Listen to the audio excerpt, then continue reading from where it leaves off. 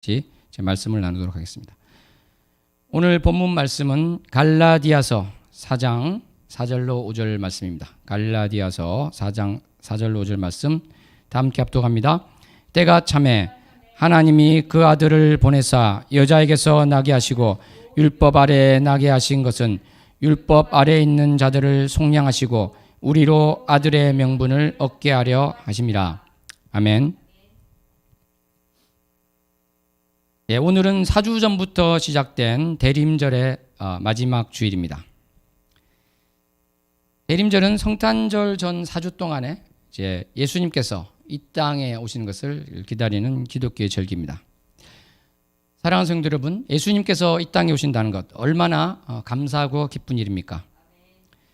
그런데 또 한편으로는 하나님 대신 이 성자께서 이 땅에 오시는 가장 큰 목적이 바로 우리의 죄를 지시고 십자가에 달리시기 위한 것이다. 이것을 우리가 기억하지 않을 수 없습니다. 따라서 예수님이 오심을 기다리는 이 기간은 예수님께서 다름 아닌 나의 죄 때문에 이 낮고 낮은 곳으로 오시고 또 모진 고통을 당하셨군요 하면서 나의 죄에 대해서 생각해보는 시간이기도 합니다. 또한 다시 오실 주님을 기다리며 내가 예비된 신부로 살고 있는지 돌아보는 시간이기도 합니다. 그래서 오늘은 예수님께서 이 땅에 오신 2000년 전 그때는 어떠한 때였는지 왜 그때 오셨는지에 대해서 함께 생각해 보고자 합니다. 그리고 오늘날 우리의 모습은 어떠한지 나는 어떠한지 바라보는 기회를 가졌으면 합니다. 사랑하는 성도 여러분, 신구약 66권 성경 말씀 중에서 가장 핵심적인 사건이 무엇이겠습니까? 그것은 바로 성육신 사건이라고 할 수 있을 것입니다. 아담이 스스로 하나님처럼 되려고 선악과를 따먹으면서 범죄한 그때부터 우리 인류에게는 죄가 들어오게 되었습니다. 그런데 하나님께서는요, 바로 이때부터 성육신을 위한 준비를 해 오신 것입니다. 그러니까 이 성경은 성육신을 준비한 그러한 하나님의 마음을 알 수 있는 것이고 결국은 또 신약에 와서 이루어진 것이 우리가 볼 수 있는 그러한 말씀인 것입니다. 이렇게 아담의 타락 때부터 성육신을 준비해 오신 하나님 아버지께서 드디어 때가 차매 독생자 예수님을 이 땅에 보내주신 것입니다. 갈라디아서 본문 말씀 4장 4절만 합독하겠습니다. 때가 차매 하나님이 그 아들을 보내사 여자에게서 나게 하시고 율법 아래에 나게 하신 것은 여기 보시면 때가 차매 때가 이르러서 드디어 성부께서 성자를 이 땅에 보내주신 것입니다. 사랑하는 성도 여러분, 그러면 예수님께서 이 땅에 오시던 2000년 전 그 이스라엘 땅의 상황은 어떠하였겠습니까? 아수르와 바벨론에 의해서 멸망당하고 또 이제 포로로 끌려가기도 한 이스라엘 백성들은 하나님 은혜로 다시 돌아왔지요. 성전도 재건하고 하나님께 다시 제사 드린 것, 즉 예배 드리는 것을 할 수 있게 되었습니다. 그 헬라 제국의 박해로 정말 부정한 짐승인 돼지가 제단에 이제 올라질 정도로 치욕스러운 상황도 있었지만 그러한 시절도 다 지나가고 로마 당국으로부터 어느 정도 이제 종교 활동의 자유도 부여받고 하나님께 정상적인 예배를 드리게 된 때였습니다. 바로 이러할 때 예수님께서 오신 것입니다. 유대인들은요, 그러한 종교 활동을 너무나 잘하고 또 그들은 아주 공의로웠기 때문에 그렇기 때문에 주님께서 그때 맞추어서 오신 걸까요? 모든 백성이 하나님을 온전히 섬기고 하나님 보시기에 너무나 합당한 주의 백성으로 살고 있었기 때문에 그때가 차서 오신 것입니까? 이에 대해서 살펴보기 전에 출애굽한 이스라엘 백성들이 이제 가나안 땅에 이제 오게 되는 그 상황, 그것을 한번 보도록 하겠습니다. 창세기 15장 16절 말씀 합독합니다. 내 자손은 사대 만에 이 땅으로 돌아오리니 이는 아모리 족속의 죄악이 아직 가득 차지 아니함이니라 하시더니 하나님께서는 애굽에서 살게 될 이스라엘 백성들을 이제 바로 가나안 땅에 들어가도록 하진 않으시고 4대를 기다릴 것이다 이렇게 얘기했습니다. 이 문맥에서는 이제 한 대는 100년이라고 할 수 있습니다. 13절에도 이제 400년이라고 나오고요. 그래서 400년을 기다리고 오는데 왜 400년이냐? 왜 이렇게 긴 시간인가 했을 때 그 까닭이 뭐라고 되어 있습니까? 아모리 족속의 죄악이 아직 가득 차지 않았다. 개혁한글에는 관영치 않다. 그렇기 때문이라는 것입니다. 아모리 족속은 요단강 건너편에도 있고요. 또 가나안 남쪽 지역에 살던 가나안 주변 족속의 하나죠.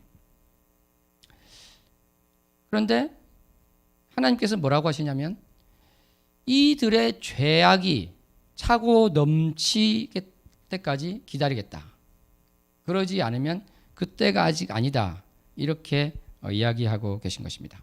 신명기 9장 4절에서는 이 뜻이 더욱 명확하게 나타나고 있습니다. 다 같이 신명기 9장 4절을 합독합니다. 내 하나님 여호와께서 그들을 내 앞에서 쫓아내신 후에 내가 심중에 이르기를 내 공의로움으로 말미암아 여호와께서 나를 이 땅으로 인도하여 들여서 그것을 차지하게 하셨다 하지 말라. 이 민족들이 악함으로 말미암아 여호와께서 그들을 내 앞에서 쫓아내심이니라. 아멘. 뭐라고 되어 있습니까? 너희들이 내가 공의로워서 그래서 내가 이것에 들어가서 이 땅을 차지하게 되었구나. 이런 말을 하지 말라는 것입니다. 너희가 공의로워서 그런 것이 아니라 이 민족이 악함으로 말미암아 쫓아낸 것이다. 이렇게 말씀하신 것입니다. 무슨 말씀이 되겠습니까? 여기 이스라엘 족속과 가나안 땅에 여러 족속이 있습니다. 그런데 이들을 다 합쳐봤을 때 이 크게 보면 두 부류를 이스라엘 족속과 그 외의 족속을 합쳐봤을 때 이스라엘 공의가 전체적으로 너무 커서 들어가게 하신 것이 아니라 두 개를 합쳐보니까 가나안 그쪽에 있는 땅에 있는 그들의 악함이 커서 쫓아냈다. 이런 말씀을 하고 계신 것입니다. 사랑하는 성도 여러분, 예수님께서 2000년 전에 이 땅에 오실 때는 어떻겠습니까? 공의가 넘쳐나서 그렇게 되었겠습니까? 아니면 방금 본 말씀처럼 악한 것이 가득 차서 그러하였겠습니까? 겉으로 본다면요, 당시 2000년 전에 이 바리새인들이 주도한 종교 활동 및 종교 운동은 아주 굉장했습니다. 이들은 아주 열심히 했는데요, 이스라엘이 멸망한 것은 안식일을 비롯한 하나님의 율법을 제대로 지키지 않아서 그렇다. 이러면서 율법에서 하지 말라고 하는 금지 명령 365개, 하라고 하는 명령 246개, 합쳐서 613개죠. 이 명령을 글자 그대로 지키려고 했습니다. 더해서 장로들의 전통까지 지키려 했습니다. 율법을 연구하고 가르치려고 했고요. 일주일에 2번까지 금식도 하고 11조도 내고 율법을 지켜야 된다. 이것을 강력하게 전파하기도 했습니다. 요즘으로 보면 너무나도 독실한 신앙인이고 모범적이고 귀감이 되는 그러한 신앙인이다. 이것을 자타가 공인한 그러한 사람들이었고 또 그러한 그 땅의 상황이었다. 이렇게 볼 수 있을 것 같습니다. 사랑하는 성도 여러분, 그런데 과연 하나님도 그렇게 생각하셨을까요? 안타깝게도 그렇지가 않았습니다. 예수님 오실 당시에 이스라엘 상황은 마치 가나안 족속들이 그러한 것처럼 오히려 더 죄악이 가득 찬 상황이었던 것으로 볼 수가 있습니다. 우리는 이것을 성경 곳곳의 말씀에서 이제 확인할 수 있습니다. 몇 가지만 보도록 하겠습니다.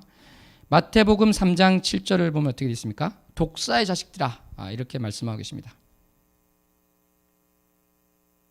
세례 요한이 독사의 자식들아, 누구한테 그랬습니까? 바리새인들과 사두개인들에게 그랬죠.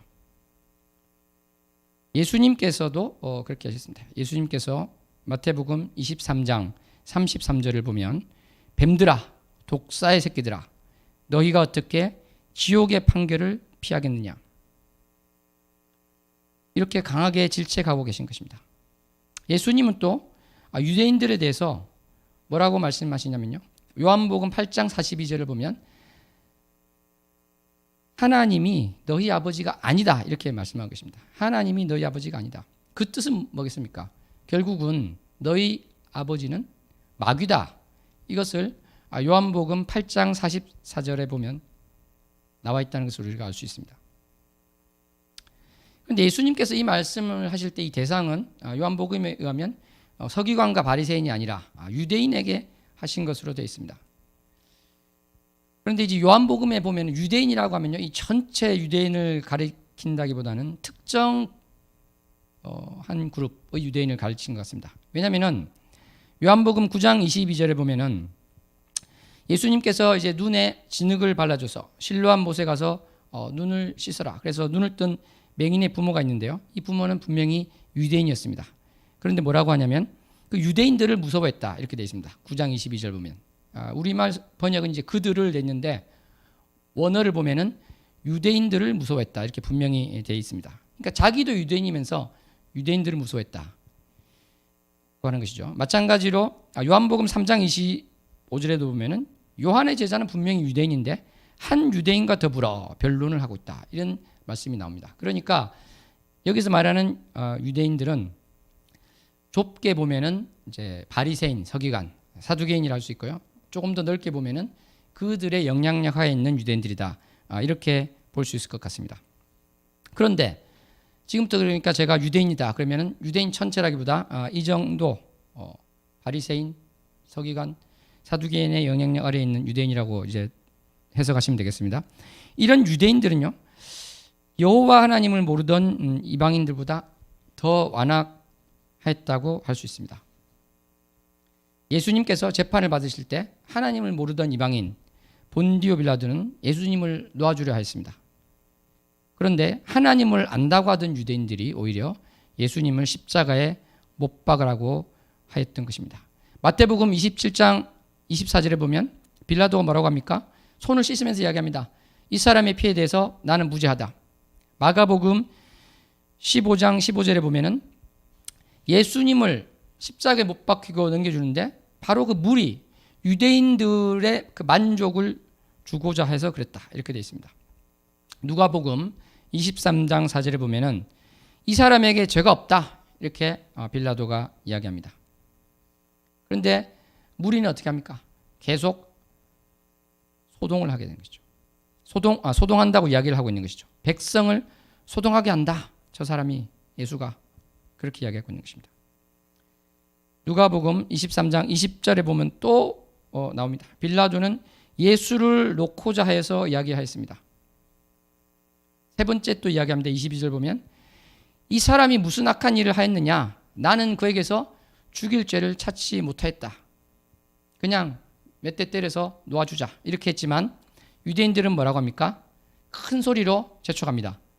십자가에 못 박아라. 그렇게 이야기합니다. 결국은 이들의 목소리가 이기게 됩니다. 여러분, 빌라도가 누구입니까?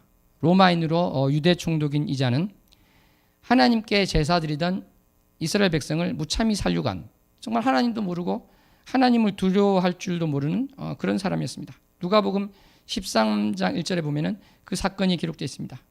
갈릴리 사람들의 피가 제물에 섞였다는 것은 바로 살육당했다는 것이겠죠. 그런데 이렇게 하나님도 모르고 두려워하지도 않던 자가 예수님을 죽이고자 하지 않았는데 오히려 하나님을 안다고 하던 유대인들이 예수님을 죽이려고 했다는 것입니다. 이 모든 것들이 확실히 보여주는 것은 어떤 것입니까? 예수님께서 오실 그때 유대인들의 죄악이 가득 찼다. 이것을 알 수 있는 것입니다.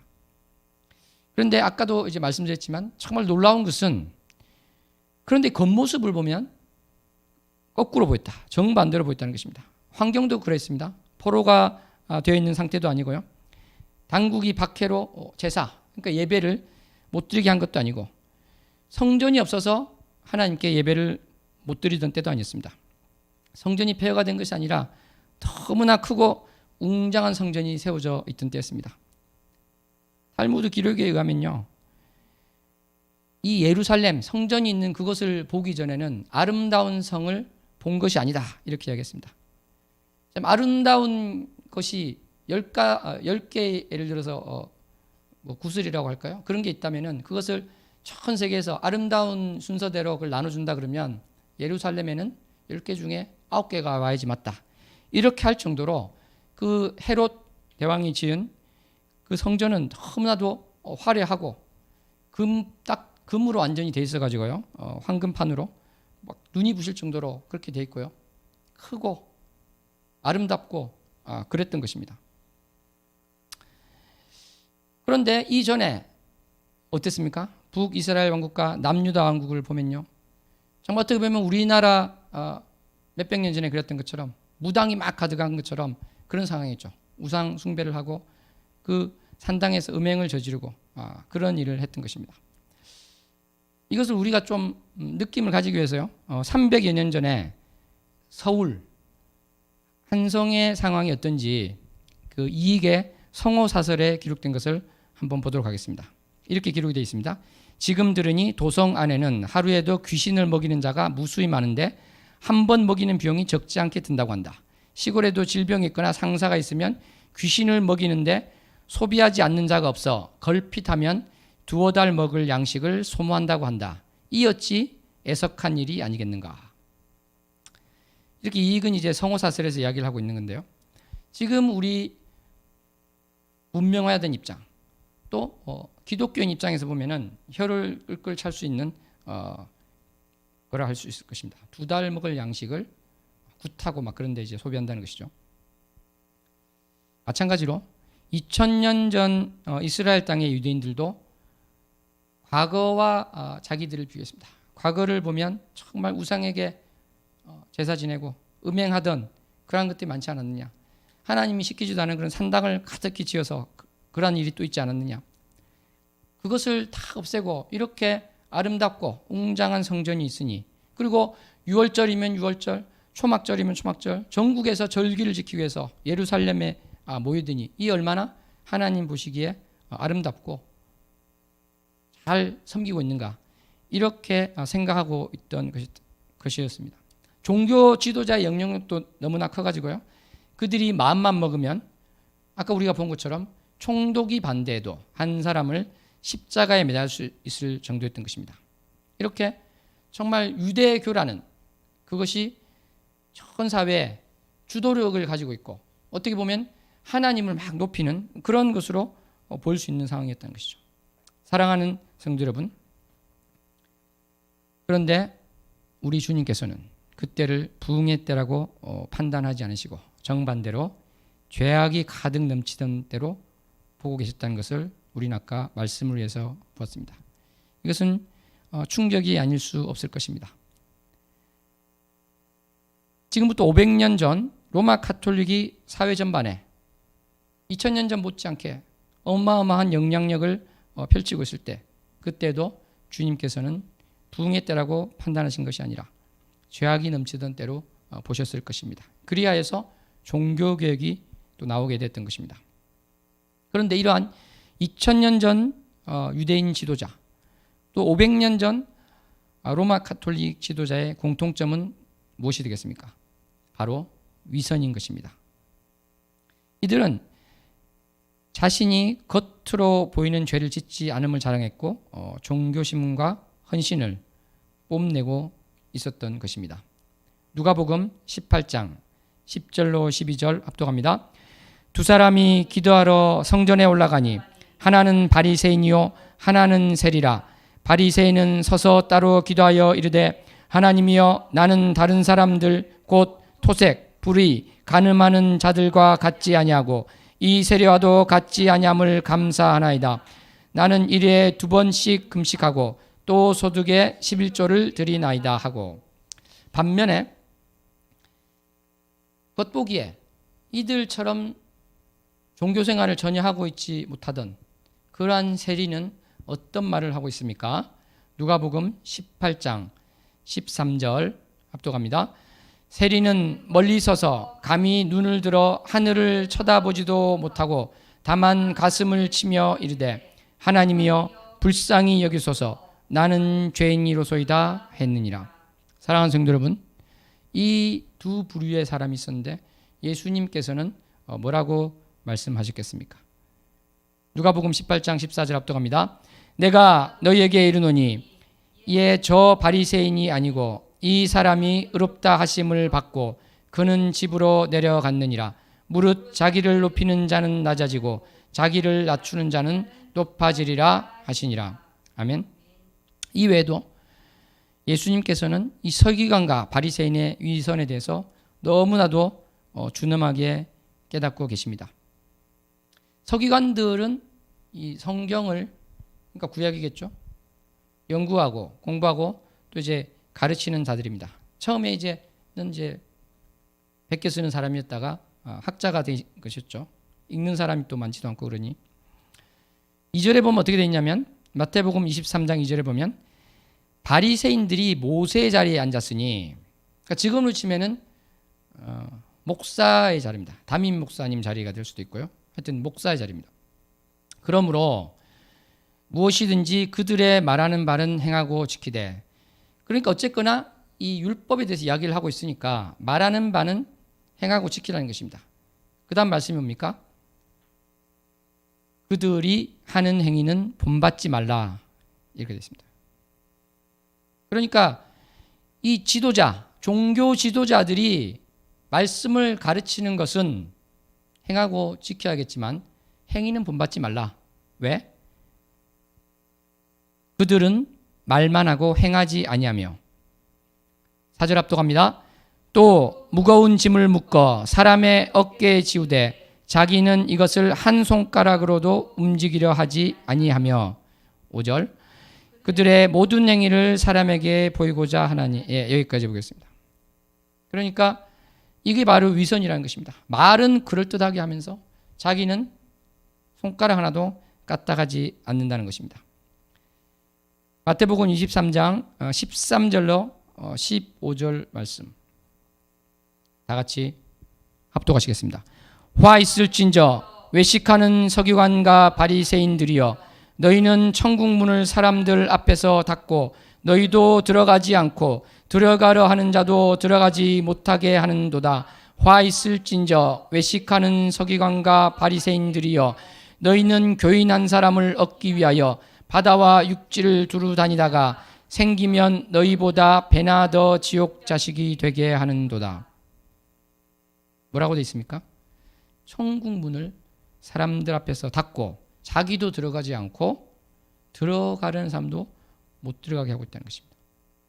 이 위선자들은 사람이 얻으면 자기들보다 더 배나 지옥 자식이 되게 한다는 것입니다. 그러니까 이 하나님의 율법을 지키고 하나님 뜻대로 산다고 자타가 공인한 사람들이 오히려 지옥 가는 사람들을 양상하고 있다는 것입니다. 마태복음 23장 23절로 28절은 또 어떻답니까? 화 있을진저 외식하는 서기관, 그러니까 겉과 속이 다른 위선자인 서기관과 바리새인들이여, 너희가 박하와 회양과 근처의 11조는 들이되 율법에 더 중한 바 정의와 긍휼과 믿음은 버렸도다. 사랑하는 성도 여러분, 무언가 종교 행위를 하고 또 헌금도 하는 것 같은데 정의를 버렸습니다. 긍휼을 버렸습니다. 믿음을 버렸습니다. 그래서 주님께서는 이것도 행하고 저것도 버리지 말아야 된다, 이렇게 말씀하고 계십니다. 24절 합독합니다. 맹인된 인도자여, 하루살이는 걸러내고 낙타는 삼키는도다.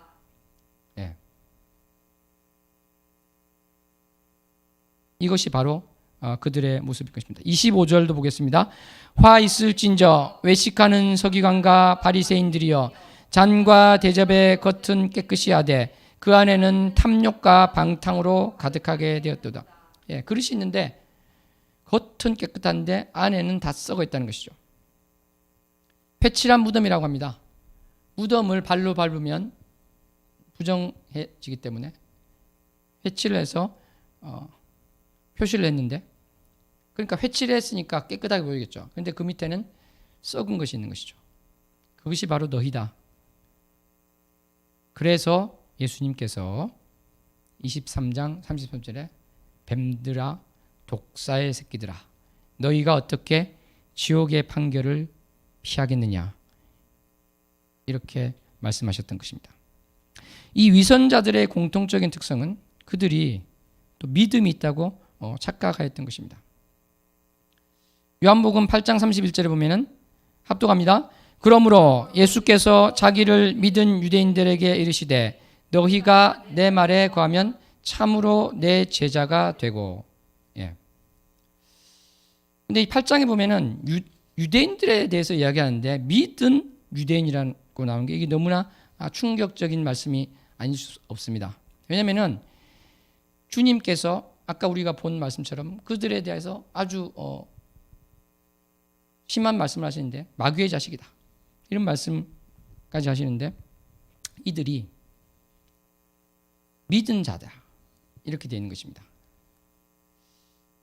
이 수수께끼는요. 요한복음 2장 23장 24절을 보면 또 알 수가 있는데 요한복음 2장 23절 보겠습니다.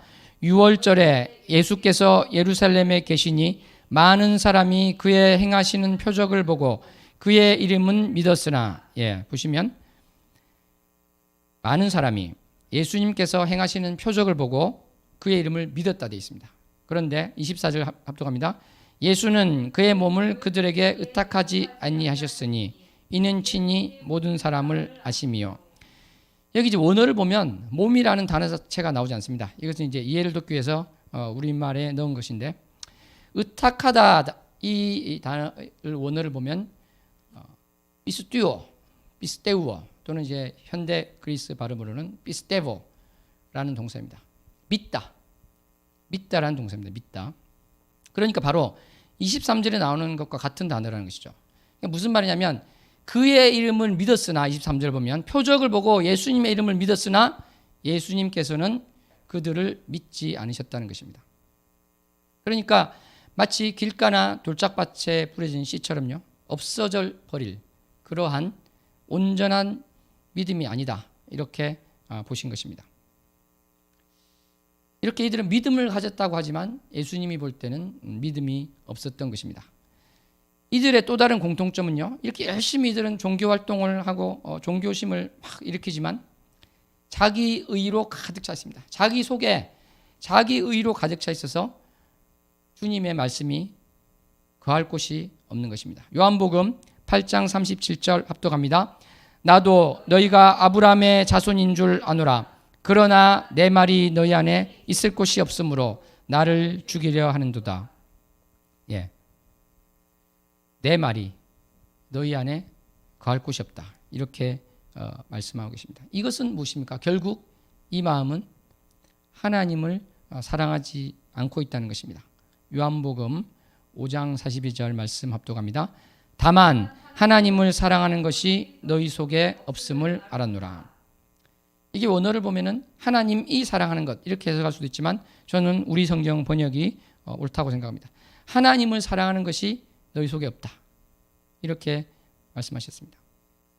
너무나 위선적이어서 이들이요. 다른 사람도 속일 뿐만 아니라 더 안타깝고 불쌍한 것은 자기도 속고 있다는 것입니다. 그렇게 자기도 속고 남도 속이고 위선으로 하나님을 사랑하지도 않고 하나님의 말씀이 거할 곳도 없는 이런 상황. 그렇지만 겉으로 독실하고 종교심을 가졌다고 착각하는 이런 상황. 이럴 때 바로 예수님께서 오신 것입니다. 바로 그때가 때가 찬 때라는 것입니다. 예수님께서 오시지 않았으면 어떻게 됐겠습니까? 이들의 이 위선적인 것은 계속되었을 것입니다. 그러면서 그들의 이 가짜 종교심만 불타고 이웃을 사랑하기는커녕 이웃을 정죄하기를 일삼는 그 악독한 행태와 상황은 정말 계속되었을 것입니다. 정말 더 이상 나빠질 수 없는 그러한 상황에서 정말 하나님이신 성자께서 육신의 옷을 입고 이 낮고 낮은 땅에 오셨던 것입니다. 사랑하는 성도 여러분, 우리는 이러한 것을 보면서 무엇을 알 수 있습니까? 우리의 그 무당집과 같은 그러한 우상 숭배를 하는 것이 너무 많았을 때는 오히려, 그러니까 겉으로 보는 우상 숭배가 있을 때는요, 스스로 또는 남들에게 말하기를 서로가 죄인인 것을 어느 정도는 알고 있었을 것 같습니다. 그렇지만 겉으로 보이지 않는 우상 숭배, 자기들은 우상 숭배인지도 모르고 하는 그러한 것들은 정말 속이는 것이기 때문에, 그리고 그것을 고쳐질 기미가 보이지 않는 것이기 때문에 하나님께서 보시기에 더 악했다고 하는 것입니다. 그래서 스스로 독실하다고 믿고 있는 유대인들, 그래서 스스로 하나님을 잘 섬기고 있다고 믿는 유대인들, 그들은 하나님이 원하는 것을 잘 행하며 잘 알리고 있고 잘 가르치고 있다고 착각했지만 결국은 어떤 역할을 한 것입니까? 로마서 2장 23절 합독합니다. 율법을 자랑하는 내가 율법을 범함으로 하나님을 욕되게 하느냐. 하나님을 욕되게 하고 있는 것입니다. 이방에서 이방인들에게 손가락질을 받게 하는 그러한 일을 하고 있는 것입니다. 사랑하는 성도 여러분, 이러한 점에서 이들은 바벨론 포로가 되었을 때나 또 헬라 제국의 종교적 박해가 있을 때 그때에 비해서 더 자유롭다, 제사도 드릴 수 있고 이렇게 생각할 수 있지만 사실은 종이었습니다.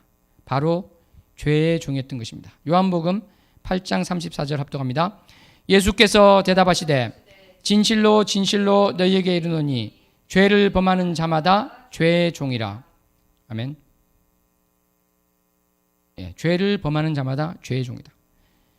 그러니까 이들은 스스로 이제는 포로가 아니다고 생각했지만 사실은 죄의 포로가 된 자였던 것입니다. 이들이 이 종되었던 처지에서, 비참한 처지에서, 지옥에 갈 수밖에 없는 그 참혹한 처지에서 풀려날 수 있는 길은 오직 진리이신 예수님을 바라보고 예수님을 믿고 따르는 것밖에 없었습니다.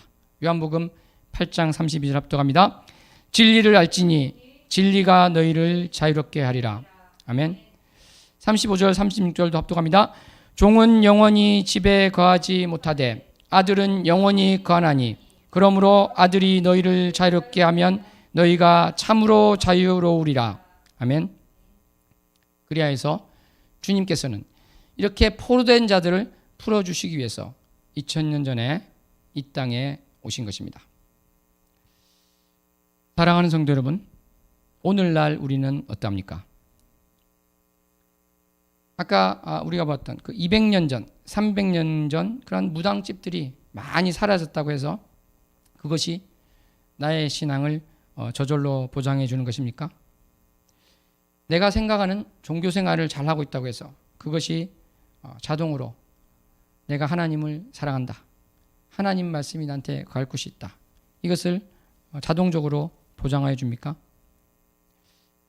내가 독실하고 내가 스스로 잘하고 있다 이렇게 판단한다고 해서 그것이 곧바로 이웃사랑을 행하고 있다고 말할 수 있는 것입니까? 사랑하는 성도 여러분, 말씀 맺기 전에 한 가지를 함께 나누고자 합니다. 저는 엊그제 언론에서 두 가지 기사를 보고 좀 놀랐습니다. 서울에 이제 코로나 관련 중환자실이 몇 개 없다, 10개도 안 됐던 것 같아요. 4개였던 것 같은데 그런 기사가 있었고, 또 감염병 전문의가 어제 어떤 기사를 보니까 우리도 이런 일이 있을 수 있습니다. 누군가 중환자실에 못 가서 죽는 경우가 있을 수 있고, 또 의사들은, 의료진들은 산소호흡기를 누구한테 달아야 되나 이것을 고민해야 되는 상황이 올 수 있습니다. 이렇게 이야기했습니다. 우리가 알고 있지 않습니까? 이태리에서 어떤 도시에서 연세 드신 어르신들이 있었는데 이분들을 의료진들이 포기했습니다. 산소호흡기를 떼서 젊은 사람들에게 달아줬던 것입니다. 왜냐하면 그게 부족했기 때문에 그런 것이죠. 우리나라도 이런 상황이 전혀 오지 않을 것이다, 이렇게 장담만은 할 수 없을 것입니다. 사랑하는 성도 여러분, 만약에 실제로 그런 상황이 되었다고 가정해 봅시다. 그리고 내가 코로나에 걸려서 중환자실로 가야 하는 경우가 되었다고 생각해 봅시다. 그리고 내가 마치 이태리나 다른 나라에서 그랬던 것처럼 내가 산소호흡기를 하거나 에크모를 하면 그것을 또 못하는 누군가가 죽어가야 되는 그러한 상황이 되었다고 생각을 해봅시다. 우리 크리스찬들은 무슨 기도를 해야 되겠습니까? 다른 사람은 몰라도 나는 꼭 산소호흡기를 달게 해주세요. 나는 꼭 에크모를 달게 해주세요. 이렇게 기도해야 됩니까? 나는 주의 일을 정말 잘하고 있으니까, 나는 귀한 주의 사역을 하고 있고, 난 또 귀한 주의 말씀을 전하고 있으니까 나는 산소호흡기를 달아야 되겠습니다. 그렇게 기도해야 되겠습니까? 사랑하는 성도 여러분, 우리는 어떻게 기도하고 어떠한 말을 하고 어떠한 행동을 해야 되는 것입니까? 어떤 것이 하나님을 사랑하고 이웃을 사랑하는 것입니까? 제가 언젠가의 설교에서 저에게는 이런 꿈이 있다는 말씀을 드린 적이 있습니다.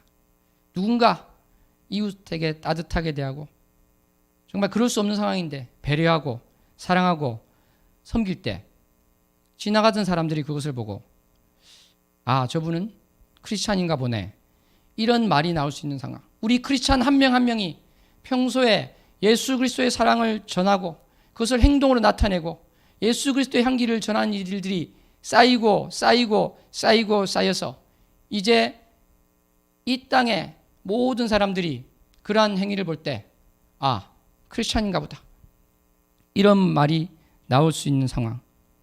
저는 그런 때가 되는 것이 바로 저에게는 꿈이라는 것입니다. 사랑하는 성도 여러분, 그런 말을 뱉은 제가 아까 말한 그런 상황이 됐을 때 어떠한 기도를 하고 어떠한 행동을 하는 게 맞다고 생각하십니까? 그래서 저는 그런 결단을 했던 것입니다. 내가 코로나에 걸려서 중환자실에 가게 되었는데 몇 개 비어있는 것이 아니라 꽉 차서 내가 들어가면 누군가가 못 들어가는 상황이 될 때 저는 산소호흡기를 떼야 되겠다고 생각했습니다. 그리고 내가 의식이 없는 상황일지라도 이것을 미리 말해서 내가 의식이 없을 때라도 다른 분들에게 양보해달라, 이것을 해야 되겠다고 생각했던 것입니다. 사실은 저가 누군가를 밀어내고 중환자실에 가야 될 합당한 이유가 없기 때문이기도 합니다.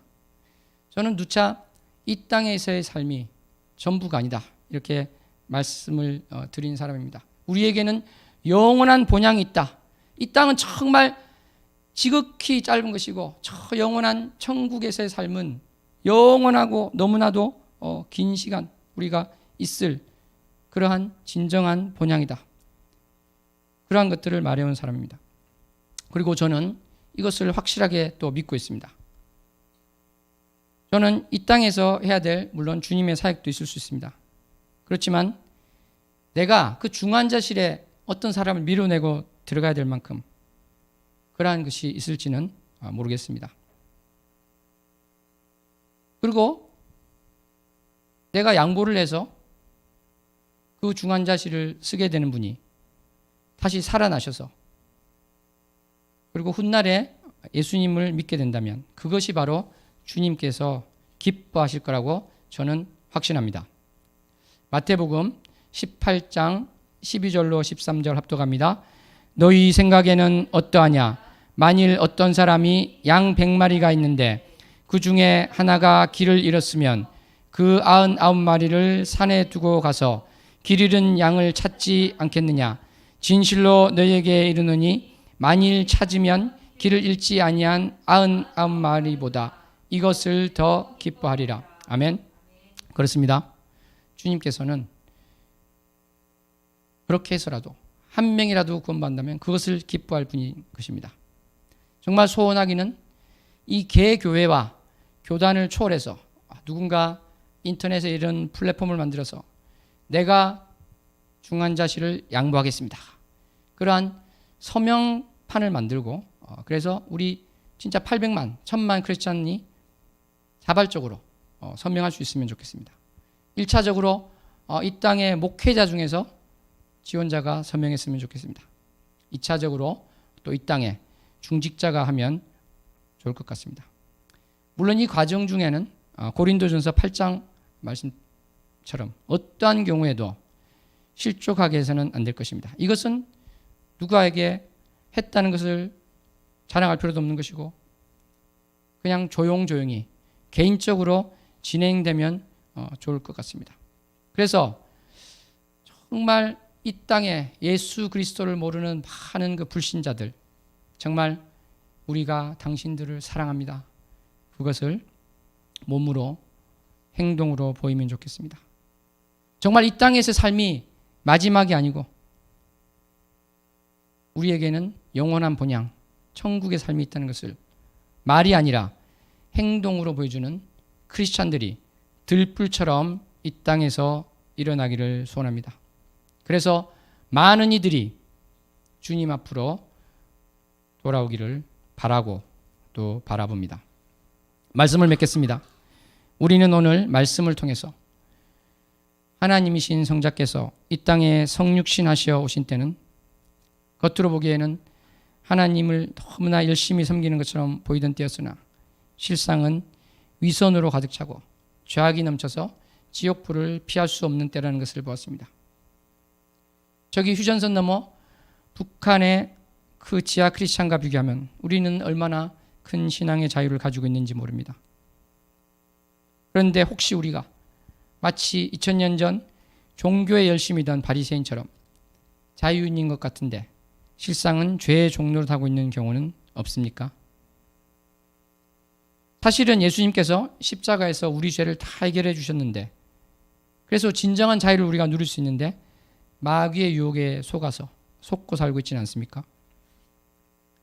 우리가 이웃에게 예수 그리스도의 사랑을 나타내고 보이며 섬길 수 있는 기회와 환경이 왔는데도 눈먼 장님처럼 못 보고 있는 것은 아닙니까?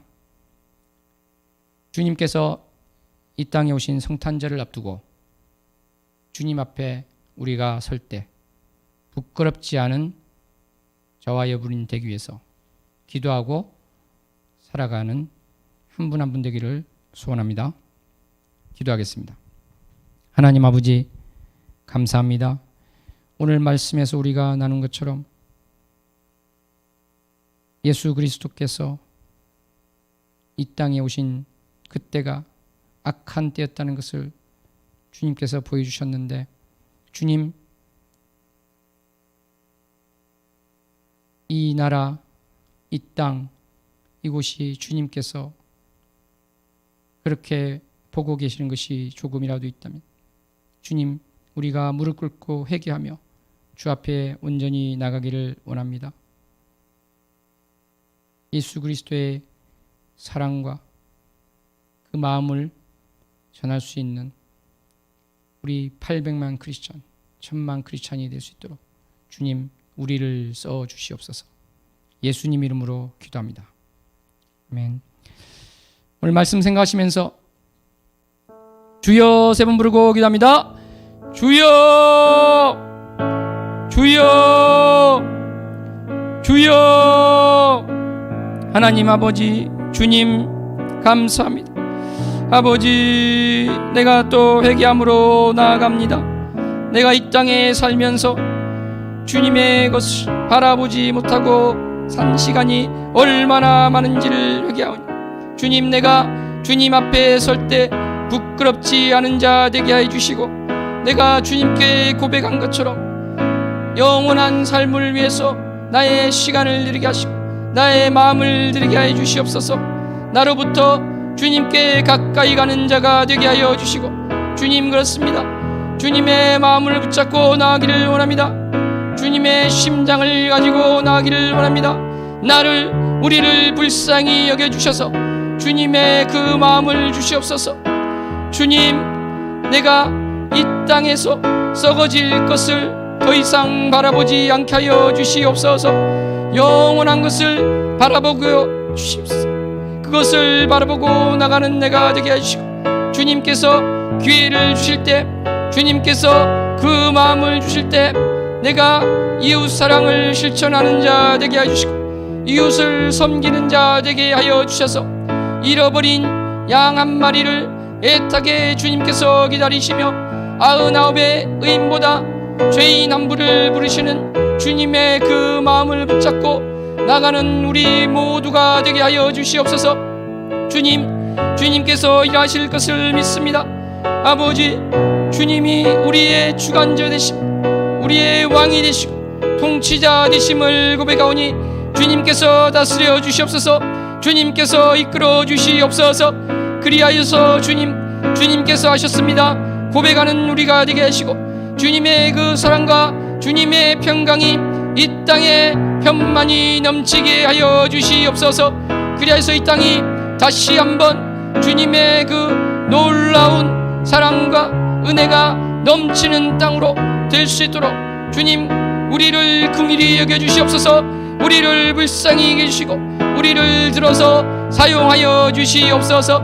아버지, 우리를 통해서 예수 그리스도가 증거됨을 고백합니다. 우리를 주님께서 그릇으로 써주시고 닦아주시고 주님의 부르심에 순종하며 나가게 하여 주시옵소서. 주님 감사합니다. 주님께서 영광 받으시며 주님께서만 높임을 받아 주시옵소서. 사랑합니다. 예수님 이름으로 기도합나이다.